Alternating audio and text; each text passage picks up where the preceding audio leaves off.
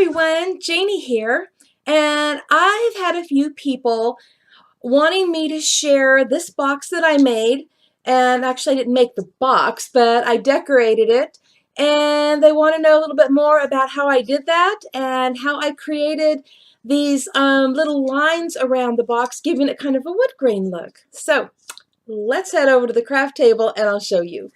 Normally I do a tutorial or a process video, but today I'm just going to walk you through what I did. So I started off with this box right here. And I thought I got it from Michael's, but after looking at the tag on the bottom, I didn't. So it might have come from Hobby Lobby or someplace. I don't have any craft stores near me, so I just kind of go shopping when we're out on the road and I find one. So it could have been Hobby Lobby. But I started off with this box.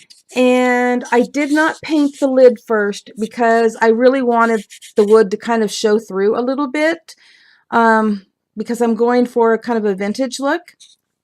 So what I did was I took this box and I used Mod Podge, and this one is Antique Matte, which is exactly what I wanted. And I used that along with this napkin. So took it already, piece off the back, so you could see the color difference here of what I was going for. And when you use a napkin, let me pull one up here on the back. When you use the napkin, you cut off what you want, and then you make sure that you separate the layers. I'll probably have a hard time doing this. There we go. Make sure that you remove the other layer because you don't need that. So just use the top layer. And so what I did was I used Mod Podge, put that on the lid. And then I took the piece of napkin that I was using with the backing off from it. So here, I'll just lay a piece across the top for right now. And I knew where I wanted to lay it, and I laid it across the top. Now, you cannot, with a napkin and Mod Podge underneath it, you can't go, oh, that's not where I wanted, and lift it up, or oh, smudge it this way or that way and get it on there just right. It'll tear. So you need to know, hold your napkin above it and know exactly where you're going and go down on it. And then you can kind of, press down on it a little bit, but don't rub too hard because it will tear. So after I did that, and now I'll set this aside. So after I did that, before I put another layer of Mod Podge on, I took my Distress ink and I used Vintage Photo and my little sponge applicator here, and I went around the edges, all around the edges, giving it, that nice little distressed look. And I actually let that sit for a little while to make sure it was pretty much dry so it wouldn't smear. And then I put another layer of Mod Podge, the Antique Matte, over the top. And you could put 2 or 3 layers if you want, but be really careful with the first layer that you don't drag it and snag the napkin. So you're protecting the napkin with the Mod Podge. And then I also attached this beautiful metal filigree butterfly that I got from Creating with Details, and I added the little pearl because the pearl did not come with it. And actually, I almost forgot. You could see how the edges look a little bit more gold than the rest of it. I used, where did it go? I used StazOn Gold Metallic ink, and I inked the edges of the butterfly. So that pretty much gets us through how I did the top part of this. Now it's time to get to the sides. Let me see if I could get that on there really good. Well, my lid's coming up there.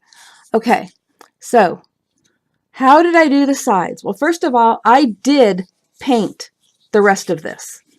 I just painted it kind of a neutral color. I actually, if you could see it, I added a tiny bit of gold, acrylic paint, a tiny bit of a little bit of pearl, but they don't show up a lot because I did it, very sparingly. And then to get that look, I'll tell you, somebody asked in a group. If it was possible to use an old stiff paintbrush with your distress ink. And someone said, oh no, they didn't think so. And funny, but I had just done that. So what I did, and I'm not going to do it with my brush right here, but I'm just going to show you that I just kind of tapped the brush on the pad enough to get a little ink on there. And then I went around and tapped the brush where I wanted it. And I'd get more ink as I needed it and tap it until I got the look that I wanted. So just a stiff brush, distress ink, and tapping. Really cool technique. And then again, I went over the whole thing with my Mod Podge antique mat. So that is the process that it took to get this box. I hope that was easy enough, and I hope I didn't forget anything. I think I took you through each step that I did. But if you have any questions, be sure to leave them in the comment area. And I will be sure to have links below in the description box to Creating with Details, and also to the Mod Podge antique mat. And I think we all know where to get distress ink, but I will see about putting a link below to this as well. And I'll see if I could find a link to this. I got this at Michael's, but I will try to find a link to this. And if not, you can find it at Michael's. And then the napkin, you use whatever napkin you want to use with whatever design, and you'll come up with a pretty cool box.